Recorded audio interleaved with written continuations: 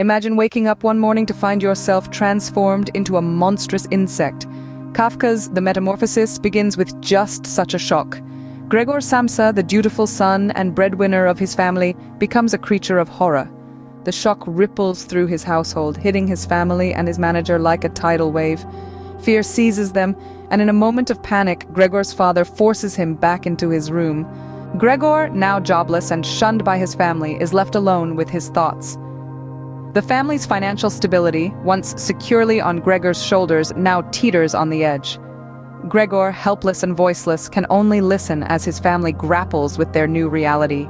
Periodically, Gregor's sister Greta shows him small acts of kindness.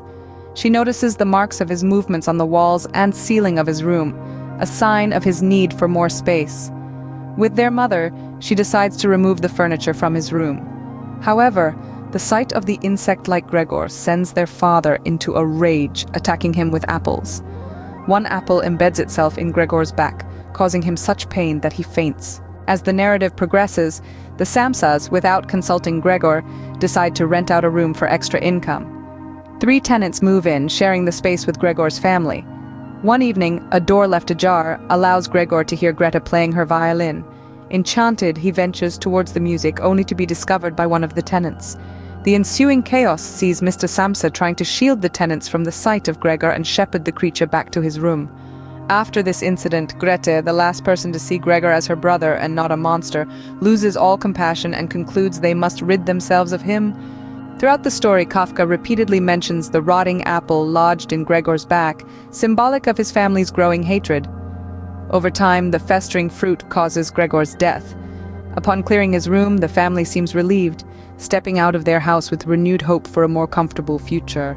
Kafka masterfully portrays 3 stages in the family's relationship with Gregor.